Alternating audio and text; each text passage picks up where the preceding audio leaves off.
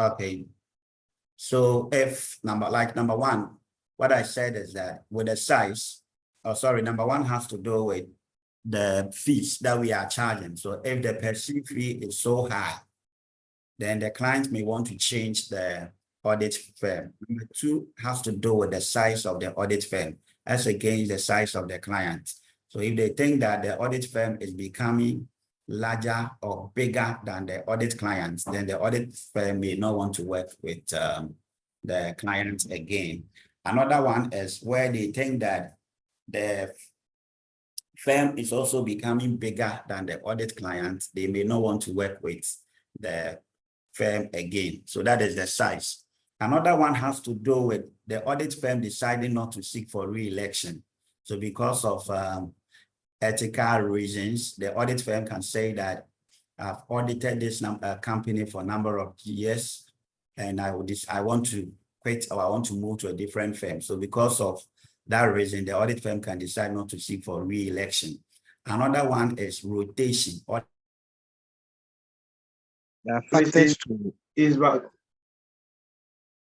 Factors to do what? Okay, so please, sorry. I think the network went off. Okay, so we are looking at the factors firm takes into consideration in changing their audit firm. The factors firm will take into consideration in changing their audit firm. And as mentioned already, I started with the perceived fees. That is, if the firm think that the fees the audit firm is charging is very, very high, they may want to change their audit firm. Then the size of the audit firm, if the size of the audit firm is becoming bigger or larger than the company or the client, they may want to change the audit firm. Then the size of the clients too.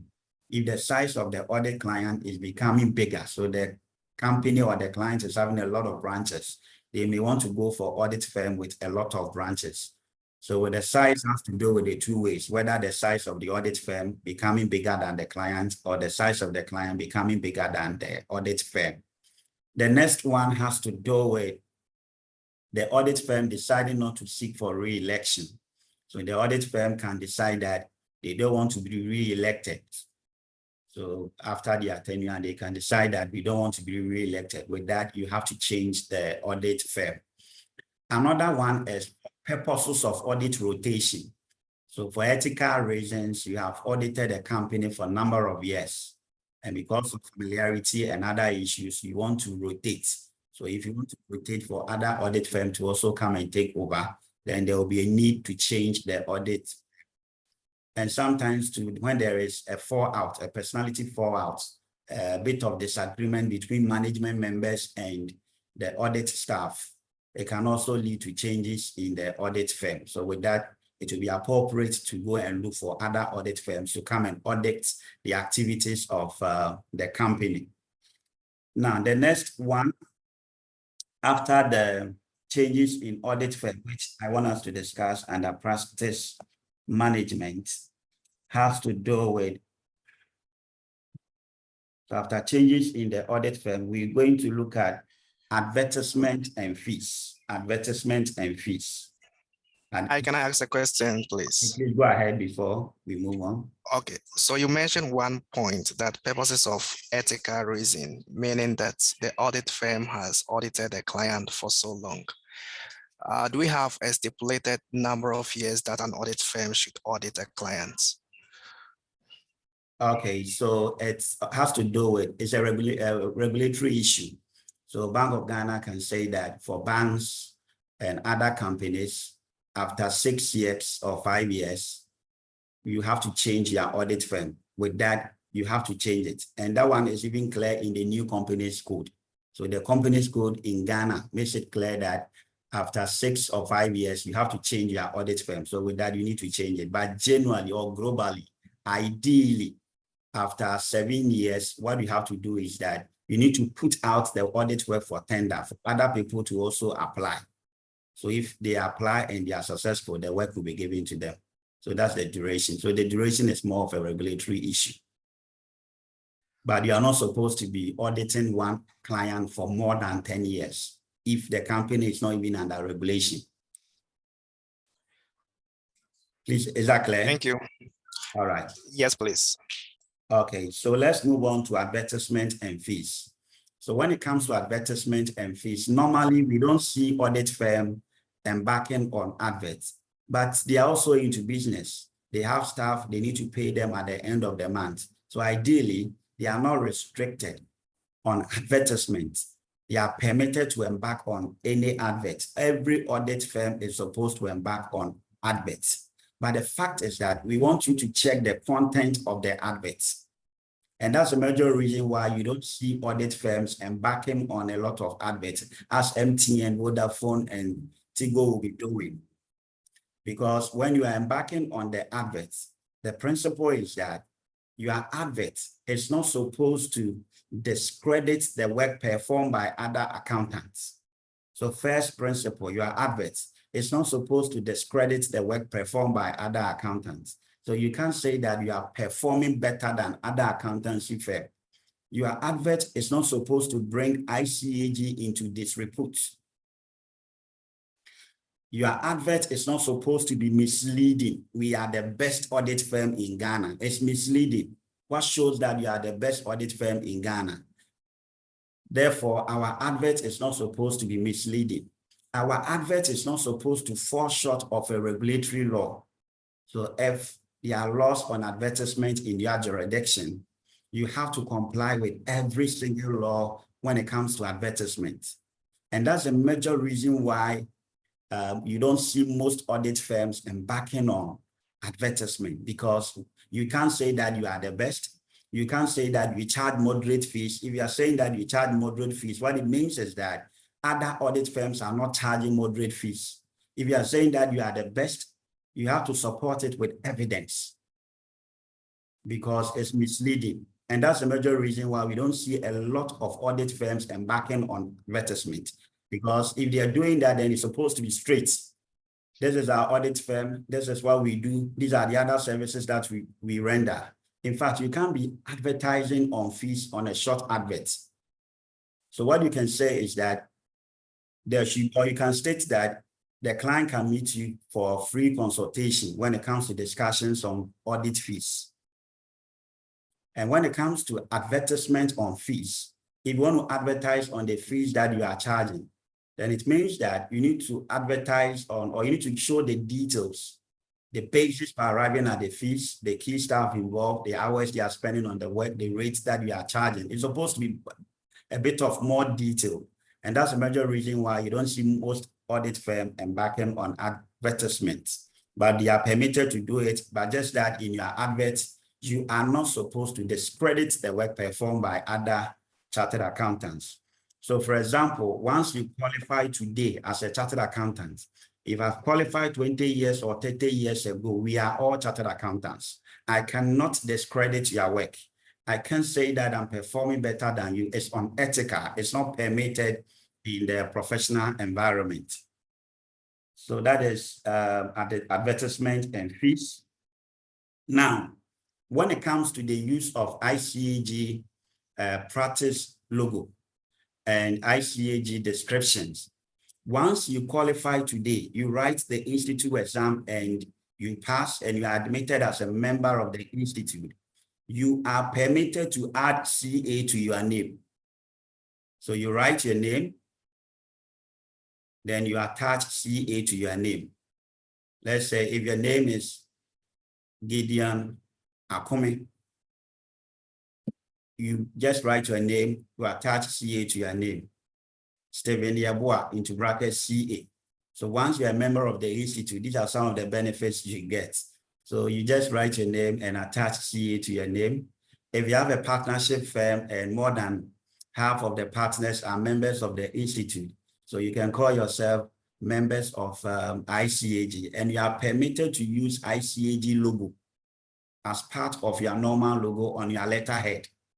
So once you are into a partnership firm and more than half of the partners are chartered accountants or they are members of the institute, you are permitted to use ICAG logo in addition to your partnership or your firm's logo.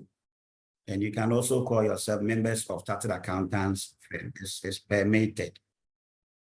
Now, let's move on to tendering. So as audit firm, we are looking at practice management, managing audit practice. Tendering is just like preparing your, please go ahead with your question, Bright. Good afternoon, sir. Good afternoon. I want some little clarification. I understand that when you pass, you are associate member. So you have to wait for 3 years before you become a CA. So, but as you are telling me, I'm a little bit confused. Okay, so please, it has to do with your working experience. You can pass today and apply for membership and it will be given to you. There is no law in ICA that states that you have to wait for 2 years before you are given a membership to become a CA. Please, that is misinformation. Once you have the working experience, you qualify to apply for membership and it will be given to you. So let's assume that you've worked for more than 3 years. So once you qualify today, you just apply. A qualified or a member of the institute would have to approve that you work with them and they would sign your reference letter for you. You'll be given a membership. But those who have not worked before, those people will be grouped as associate members. So when they get the required working experience, then they'll be admitted as full members instead of associate members. Okay, thank you. All right, you're welcome, right? Okay, please, any other question?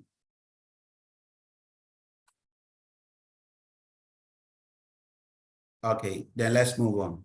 Please go ahead with your question. Thank you.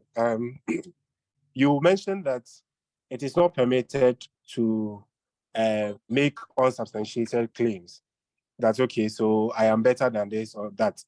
That if you can say that, you have to be able to prove it. With evidence, I want to know if it is outrightly not permitted, or if you can actually support those claims with reasonable evidences.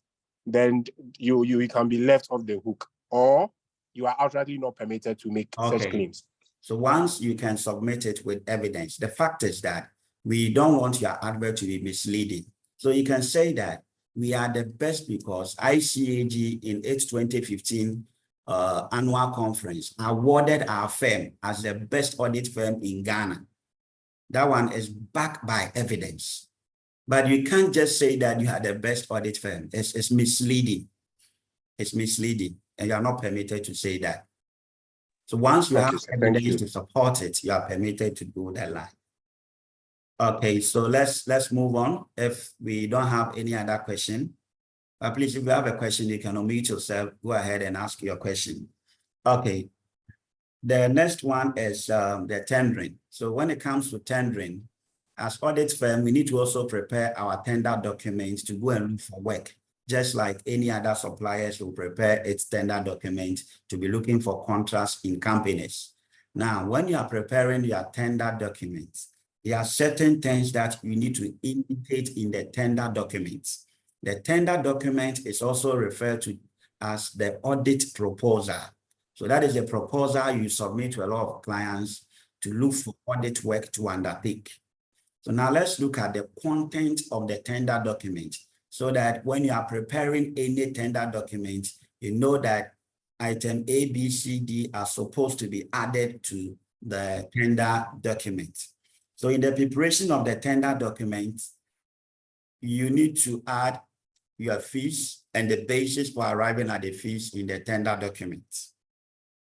In the tender document, you need to undertake assessment of the needs of your audit client and how you're going to help the client achieve its needs.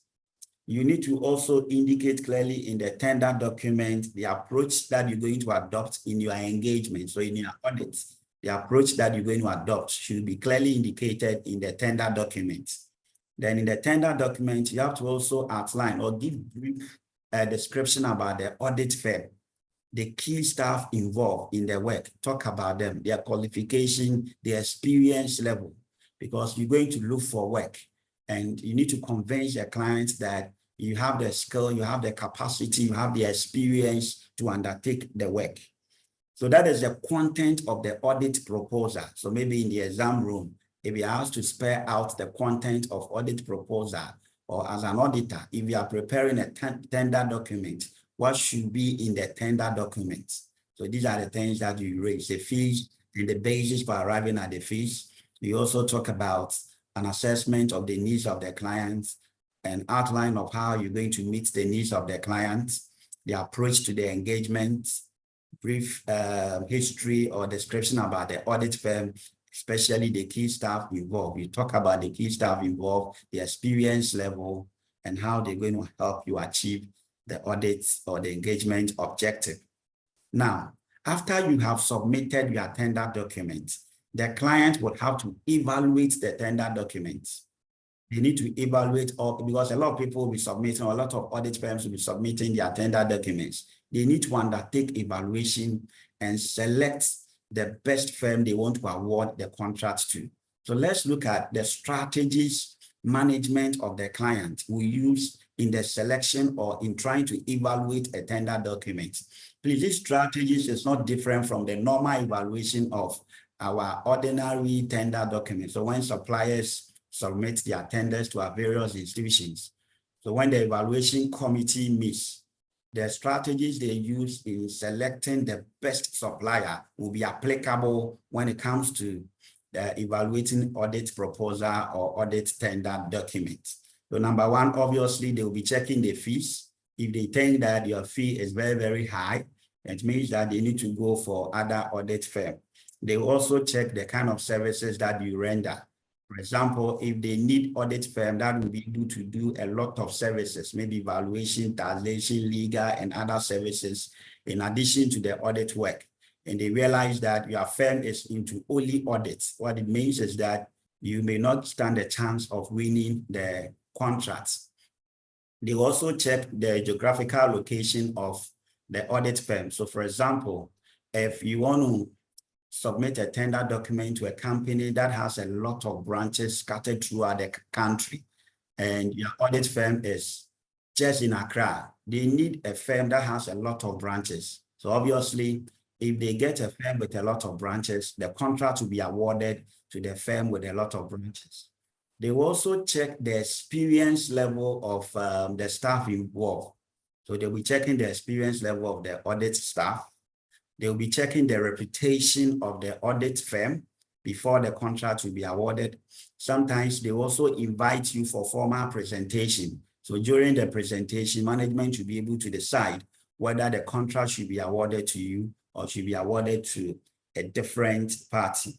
So these are the strategies firm put in place in evaluating a tender or audit proposal. Okay, now let's move on to acceptance of audit engagement.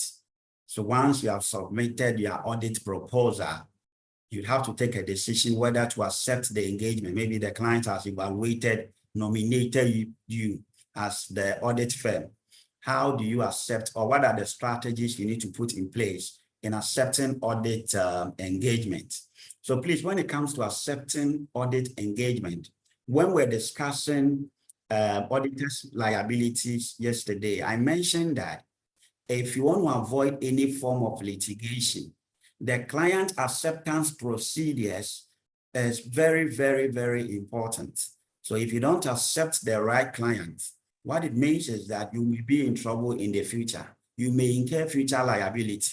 So client acceptance procedures are very, very important in an audit. So before you accept to deal with any client, even though we are looking for money as audit firm, but you need to check a lot of things before you accept the audit engagement because of audit liability. Because we have auditors' liability. As audit firm, we may be liable. Okay, number one. So we're looking at acceptance in line with the international standards of quality control. And we're going to look at three main issues, even though I'll try and expand it. So before you accept any audit engagement, number one, you need to consider the integrity of the client, the audit client. You have to check the integrity of the client. How do you check the integrity of the client? Find out who are the management of the client. Do we have any politically exposed individual in management? Find out whether the client is not into money laundering. Find out whether the clients or the management are not forcing you to do certain things, whether they are not forcing to reduce their audit fees. Because if they are forcing you to fix any other fee, it means that they don't want you to perform good quality work. So find out who are behind the management of the company, who own the firm. Check their integrity before you accept the engagement. Inquire or find out as to the reason why they don't want to engage their previous audit firm. Why are they coming for you? So if the company has been in existence for a number of years, why are they not engaging their previous audit firm? Maybe they have an issue, which you need to know before you accept the audit engagement. So that is how you're going to check the integrity of the client. But please, for the purpose of the exam, if you are given a question and you are told that the audit firm is new, sorry, the audit client is new, the client has not been audited before, you can't say that you'll be checking the integrity. Sorry, you can't say that you'll be checking the reason why they don't want to re-elect the previous auditor, because they don't have any previous auditor. If you write that, it means you are writing book answers. If the client is new, what it means is that they don't have any previous audit firm. So you cannot add that in trying to check the integrity of the audit client. Okay. The next one is the competences of the firm, the audit firm. So after checking the integrity of the client, finding out whether the client are who they claim they are. You want to check their source of income, whether they are not into money laundering. You want to find out whether they are not forcing to reduce their audit fees. You want to find out whether their source of funding is legitimate or not legitimate before you accept the engagement. The next thing that you need to check is your competencies as audit firm. Are you professionally qualified to undertake the work? Do you have the experience? Do you have understanding of the environment of the company or the industry that you want to audit? Please don't forget this. In audit, understanding the entity and its environment is very, very important. If you don't have understanding of the entity and its environment, it becomes very difficult to audit such clients. Because for some companies, what you know to be an asset can be a liability. So let's assume that you have not audited a financial institution before. You go to their financial statement and you see loan. Generally, most accountants will think that loan is a liability. But if you see loan in most of the financial institutions, it becomes their assets. So you need to have understanding of the entity and its environment before you can undertake the work. So be checking your competences. Do you have understanding of the industry? Do you have the experience to carry out the work? Are you professionally qualified to undertake the work? Do you have time to meet the reporting deadline? If you don't have the time to meet the reporting deadline, you are not supposed to accept the engagement. Some of the work requires audit experts. Now, when we talk about audit experts, we are talking about individuals with other knowledge apart from auditing. So, for example, if you're going to audit a pharmaceutical company, you are not a pharmacist. You are just an accountant. So you need a pharmacist to be part of the team. So if a pharmacist is not part of the team, it becomes very difficult to audit such companies. So you need those individuals, and they are the audit experts, people with other knowledge. You're going to test the number of years of a particular road. So we're going to check the number of years for a particular road. Now the question is, if you are not a contractor with a lot of years of experience, how do you confirm?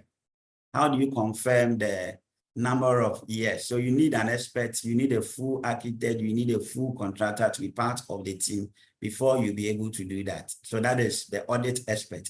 Are they available? If they are not available, it means that you don't have enough audit resources to undertake the work. Therefore, don't accept the engagement. So the third point has to do with ethical consideration. So before you accept any audit engagement, check if there is no conflict of interest, if there are no other ethical relationship. We've discussed ethics extensively. So find out whether ethically things will not conflict your work as an audit firm. So if there are ethical issues, what you have to do is that you are not supposed to accept the audit engagement. So be checking the integrity of the client, be checking your competencies as the audit firm, and check other ethical issues before you accept the audit engagement as an audit firm. Okay, so that is for the acceptance. Now, after you have been nominated, what are you supposed to do? So what steps are you supposed to put in place after you have been nominated as audit firm of the client? Now, after you have been nominated as audit firm of the client, these are some of the steps you need to put in place. Number one, ensure that the removal of the previous auditor is done in line with the law. Please, you are not into any competition. And that's the major reason why earlier on I indicated that you cannot claim that you are the best. You cannot claim superiority over other audit firms. It's not permitted in professional work. We are all accountants. So if you go and you are changing the previous audit firm, try as much as possible to ensure that the removal of the previous audit firm is done in line with the law. That is what we call professional clearance. Ensure that the removal of the previous audit firm is done in line with the law. It's very, very important. Then after you have ensured that they have removed the previous audit firm, that is if the client has been audited before and they have a previous auditor. Number two, ensure that your appointment is valid. How do you ensure that your appointment is valid? Shareholders will approve your appointment at shareholders meeting. So obtain a copy of the meeting of the shareholders minutes or minutes of the shareholders meeting. Sorry.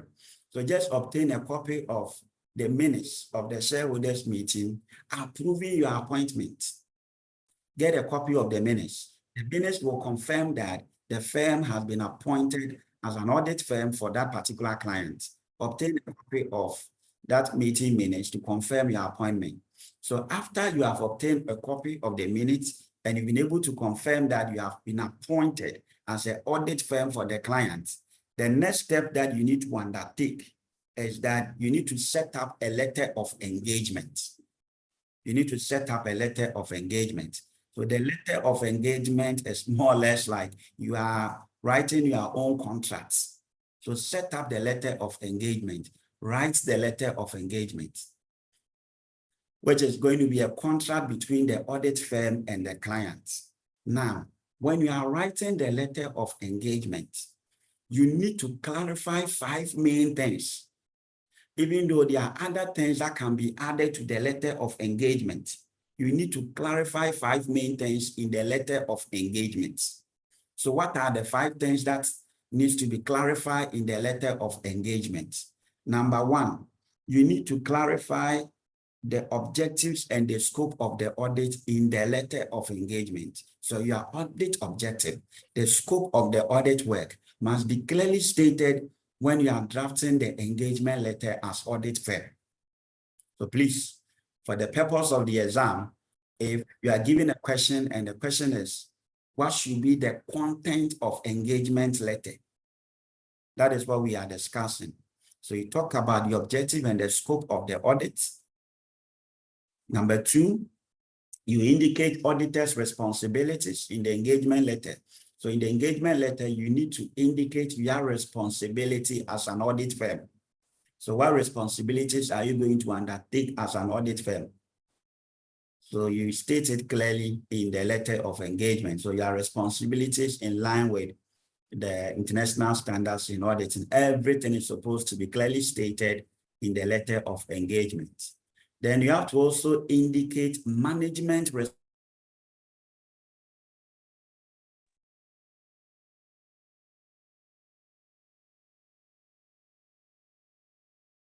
Okay, so please, sorry for the small internet issues, which we're going to resolve it hopefully from next week.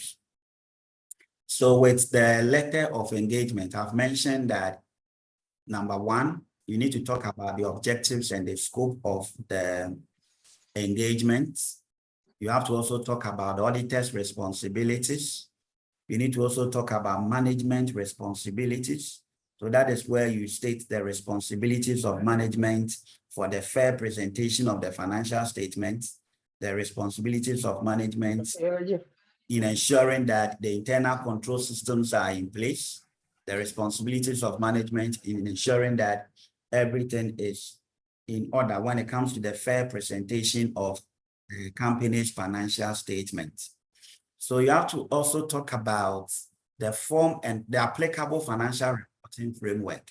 So within the letter of engagement, clarify the financial reporting framework that will be used. So you need to state that the applicable financial reporting framework is supposed to be the International Financial Reporting Standard. Everything should be clearly stated in the letter of engagement.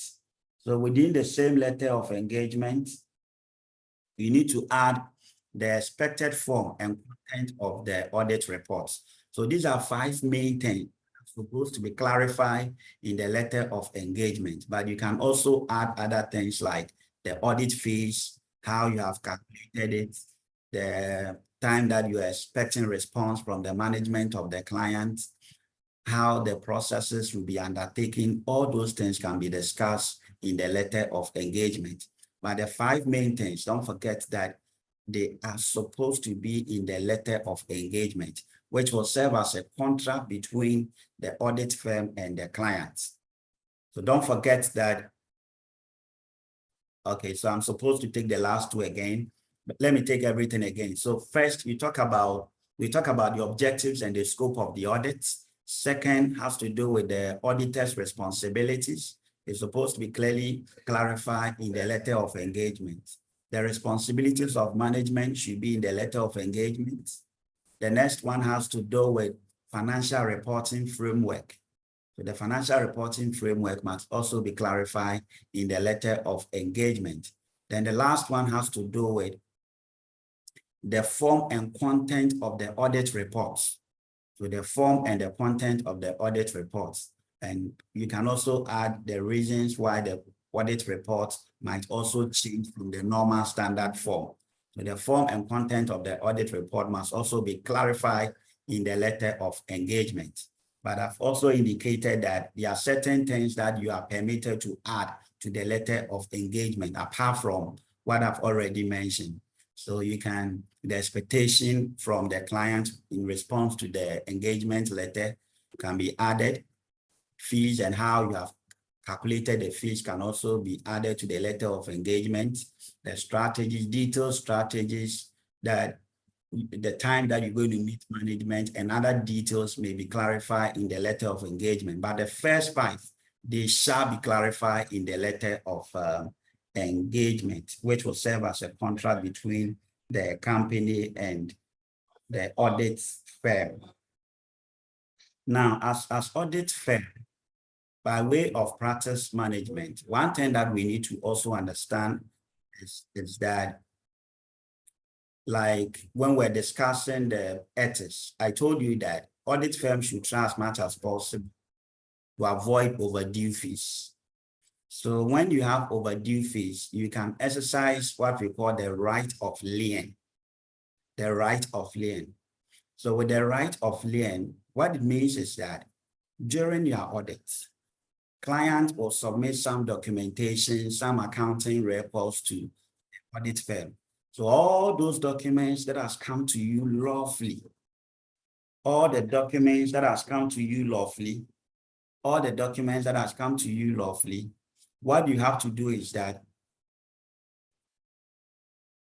all the documents that has come to you lawfully, what you have to do is that you can retain the documents and indicate that until the audit fees are paid to you, the documents will not be released to the client. That is the right of lien. So until the client pay your audit fees, the documents will not be given to the client. So that one becomes trying to exercise your right of lien. So that is the exercise of right of lien. All the documents that has come to you lawfully, you maintain the documents and tell them that until the fees are paid to you, the documents will not be released to the client. So please, at this point, if you have a question, you can go ahead and ask your questions. Any question for me on what we have discussed so far, managing a practice? Please feel free. And okay, so I've been asked to take the lien again. So with the right of lien, so before you go ahead with your question, let me explain this. With the right of lien, what it basically means is that you are trying to exercise your right to collect your claims or your money due you from the client. Maybe the client owes you for about 1 year, they've not been able to pay. How do you receive or how do you get the money from the client? Exercising your right of lien basically means that during your audit, all the documents that has come to you as an audit firm lawfully, you take a decision that the documents will not be released to clients until they pay your fees. That is the right of lien.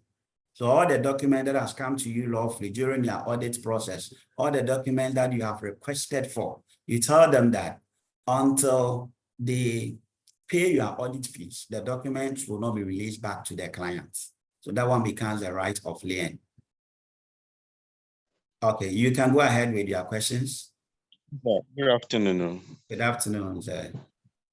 Yeah, please, I want to find out the main difference between professional clearance and professional etiquette. Okay, so please, the etiquette is general.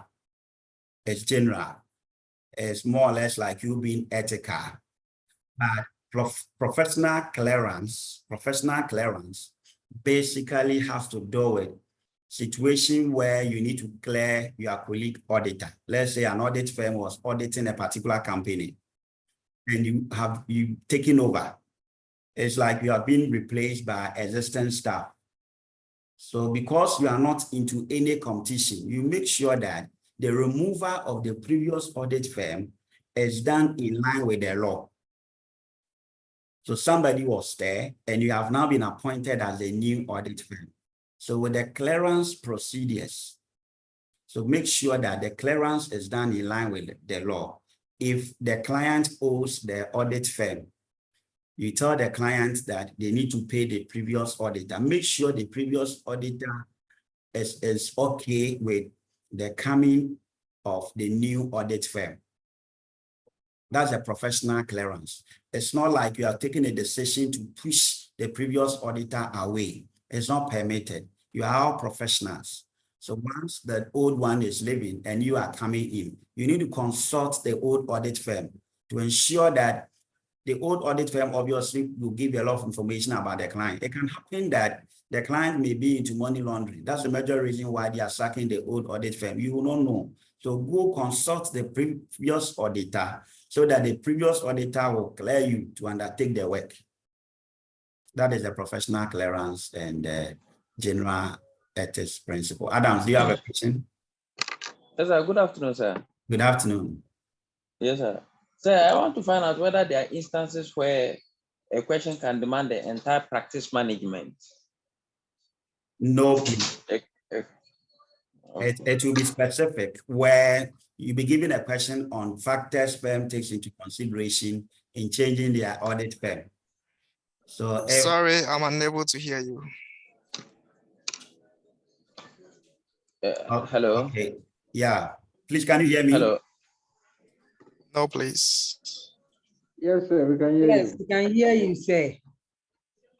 Okay, then let me go ahead. Please, the person who is saying you can't hear me, I think it's actually coming from your end. Now, with the practice management, as somebody raised, you can be given questions on the subtopics under practice management, but you cannot be given 5 questions all dealing with practice management. The syllabus has weight. So what I would do is that the last week, I will take you through practical questions and how they are supposed to be solved in exam situation. That is what I will do in my last week lecture. So I'll try and finish before the last week. And in the last week, I will take you through practical questions and how the questions are supposed to be solved in exam situation. But for now, I want you to get the knowledge. So once you have the knowledge and we get to the question and answers, I'll give you the strategy to solve the question. So once you are here, if you are writing any or whether part 2 audit or advanced audit, if you want to write the paper, we'll give you the strategies. You go to the exam room. You will not struggle so much, but you pass. So all the strategies that you need to pass the paper will be given to you in our last week. But for now, let's concentrate on the knowledge. We need the knowledge. We need to get the knowledge. So once we have the knowledge, we'll try as much as possible and apply it in the exam situation. So we can be given a question on changes in audit firm. We can be given a question on issues of advertisement, how they are supposed to be managed, the ICA practice description and the logo. And that was what circumstance can we use the ICA logo, the CAs attached to names. Acceptance, practice firm take into consideration in accepting audit engagements. And after you have been nominated, what steps are you supposed to take? What should be the content of audit proposal or a tender document? How do firms evaluate audit proposal or the tender document?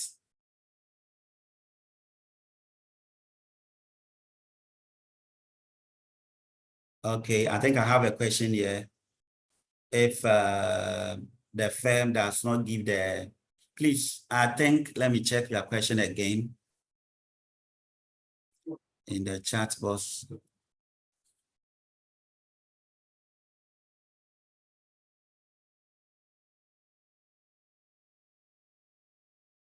Okay, so please, with the giving out of information is between two professionals. Don't forget that the two audit firms are within the same profession. They are all regulated by the ICAG. So you, in actual fact, you don't really need the clearance of the client, even though it will be appropriate to inform the client, but you don't really need the permission of the client to give certain information to the other audit firm. So once you inquire of the other audit firm, you go to the audit firm and find out, or tell the audit firm that you have been nominated or you have been given the opportunity to audit the same clients. So what do they have any challenges with that particular client? Is there any outstanding audit fee? So is there anything that they want you to know before you undertake the work? So all those things will be shared between the professionals. You know, professionals are there to share information. So they will share the information with you, and based on that, you go ahead and accept the engagement and perform your audit work. Any other question?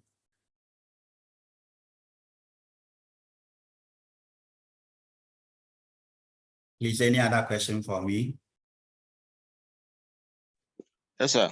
Okay, so please, Anthony, go ahead. Yeah.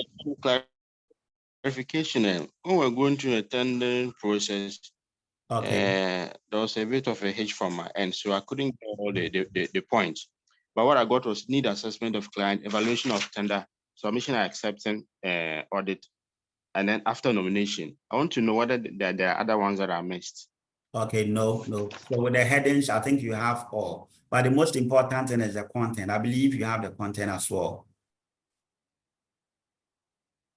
Yes. What you mentioned is there's the headings. So the headings are four, right?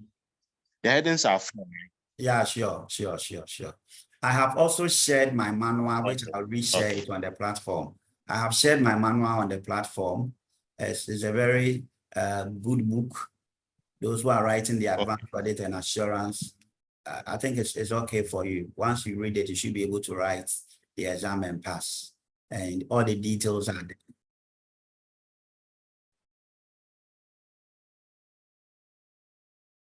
Okay, any other question for me? Okay, so if you don't have any other question for me, we are also done with chapter 4. When we meet on Monday, we'll be looking at quality control. So quality control at the firm level, quality control at the individual engagement level. So what quality control procedures are supposed to be in place at the audit firm level?